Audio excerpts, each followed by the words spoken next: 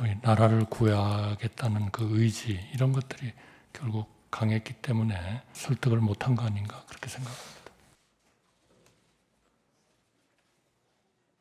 그런 발언도 혹시 들으신 적 있으신가요? 제가 기억을 못합니다. 알겠습니다. 그 증인이 2024년 12월 11일 국민께 드리는 말씀에서 증인께서는 비상계엄 선포에 일관되게 반대했지만 막지 못했다. 그래서 깊이 자책하고 있다라고 했는데 비상계엄 선포 후에도 피청구인이 탄핵되기 전까지는 뭐 많은 시간이 있었잖아요. 그 시간 동안 피청구인한테 비상계엄 선포가 좀 잘못됐다 이런 내용에 대해서 정식으로 좀 의견을 말씀드린 적이 있으신가요? 이미 해제가 됐기 때문에 네. 그러한 논의는 많이 하지 않았습니다. 아예 논의 자체를 안 하셨다는 건가요? 그때의 가장 중요한 거는 어떻게 하면 수습을 할 건가 재정, 이런 문제였다는 거죠. 경제 이런 알겠습니다. 쪽에 그러면 수습을 할 거냐. 증인이 어제 열린 증인에 대한 그 탄핵 심판 변론기일에서도 비상계엄 선포 당시 피청구인을 설득하지 못해서 국민들한테 송구하다 이런 말씀도 하셨는데요. 증인이 생각하기에 당시에 피청구인을 좀 설득하지 못한 이유가 어떤 거라고 생각하시나요? 그래서 대통령에 대한 그런 그 소위 나라를 구해야겠다는 그 의지 이런 것들이 결국 강했기 때문에 설득하지 못했다. 우리가 설득을 못한 거 아닌가 그렇게 생각합니다. 근데 이제 피청구인은 증인께서는 이제 비상계엄이 뭐 절차적 실체적 흠결이 있다 이런 정도의 표현을 하시면서 당시에 반대했다고 하시는데 피청구인은 그 이후에도 그렇고 이 법정에서도 그렇고 여전히 이제 야당의 폐악질로 국정이 마비가 돼서 비상계엄 선포한 행위가 정당하다 이렇게 주장을 하고 계시는데 증인이 이런 피청구인의 입장에 대해서 향후에 이렇게 다시 동일한 방법으로 설득이 가능하실까요? 그 문제에 대해서는 제가 좀 답변 드리는 게 적절하지 않을 것 같습니다. 네, 알겠습니다. 제가 예산 관련해서 아까 증인이 말씀하신 부분이 있어서 지난번 그 경제수석 나오셨을 때도 동일한 말씀하셔서 제가 좀 놀랐는데요. 그러니까 아까 원전 생태계 예산이 야당이 삭감을 했다. 이거 누구한테 보고를 받으신 걸까요? 제가 지금 두 가지를 네. 말씀을 드린 겁니다. 그러니까 그 차세대 네. 원전 개발 관련 예산, 알겠습니다. 그리고 그러면 제가 원전 생태계 지원 예산.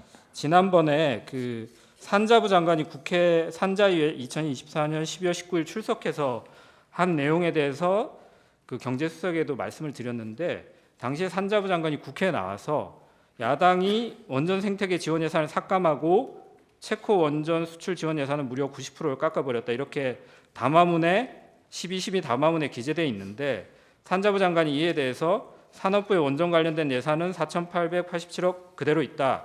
대통령의 담화문 내용은 잘못된 것이다. 라고 이렇게 발언한 내용은 알고 계신가요? 뭐 제가 알고 있지 못합니다.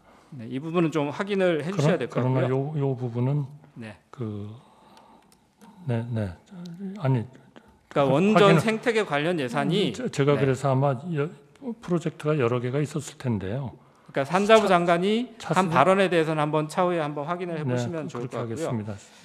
그 피청구인의 그 12월 3일 담화문하고 12월 10일 담화문은 혹시 누가 쓴 건지는 알고 계신가요?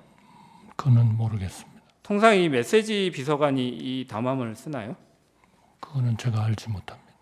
아니 왜냐하면 이 지금 담화문에 있는 여러 가지 예산 삭감과 관련된 내용이나 간첩법 개정에 관련된 내용이나 국가보안법 이번 22대 국회에서는 국가보안법 관련된 개정 법률안은 하나도 나온 것이 없거든요. 근데 폐지까지 시도하고 있다. 이런 잘못된 팩트에 기반한 담화문들이 대통령의 담화에서 계속 반복되는데 이 부분에 대해서 증인께서도 대통령 권한대행을 얼마 동안 하셨잖아요. 그러니까 대통령에 대한 보고 논의 체계에 대해서 한번 점검하신 적이 없는지를 여쭤보는 거예요. 네, 저는 뭐 드릴 말씀이 없습니다.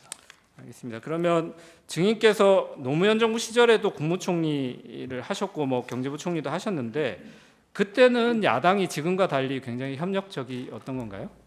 정치적 상황은 엄청 달랐다. 저는 그렇게 느낍니다. 근데 그때도 여소야대 상황이 있었고 마지막 증인이 국무총리를 하실 때도 거부권 2번 행사하셨잖아요.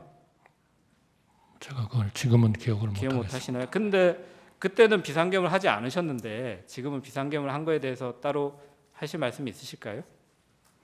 그러나 하여튼 그때는 국민연금 개정안까지 여야 합의로 통과가 됐고요. 그 다음에 그 사학법 굉장히 알겠습니다. 아주 오랜 동안 어려운 과제였지만 그것도 여야 합의로 알겠습니다. 통과를 시켰습니다. 정치적인 상황은 훨씬 더 양극화되지 않았다. 네, 저는 증인. 그렇게 생각합니다. 여쭤보기 전에 아까 제가 그 방통위원장 탄핵 정죽수 관련해서는 제가 잠깐 착각을 해서 그 재평가님 의견 비율이 4대 4였던 건 맞은데 원래 6분 인용되려면 6분 의견이 필요하기 때문에 그 부분은 제가 한 분 더가 아니고 2분 더 필요했다는 말씀 정정 말씀드립니다. 증인한테 제가 잘못된 정보를 드린 걸 수 있으니까 정정 말씀드리고 이날 계엄당 지금 국무위원들 모였을 당시에요. 앞에 먼저 모였던 분들 계시잖아요.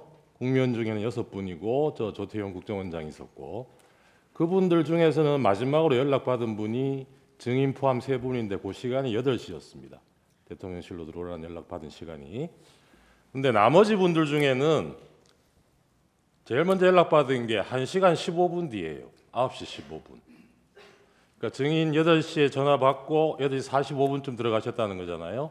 그러니까 그때부터 한 30분 동안 증인이 다른 국무위원들 얘기도 한번 들어봅시다. 그 얘기 꺼내실 때까지 그때까지는 다른 국무위원 누가 들어올 때까지 기다리는 상황은 아니었죠. 그건 제가 잘 모르겠습니다. 증인은 어떠셨냐고요? 증인도 그때 다른 국무위원들 추가로 더 오기를 기다리고 있던 상황이었어요? 아니죠. 아닙니다. 저는 네. 대통령님께 알겠습니다. 좀 더 국무위원들을 더 그리고 아까 그 계엄 해제 제가- 국무회의 아니, 할 때요. 제안하겠습니다. 예.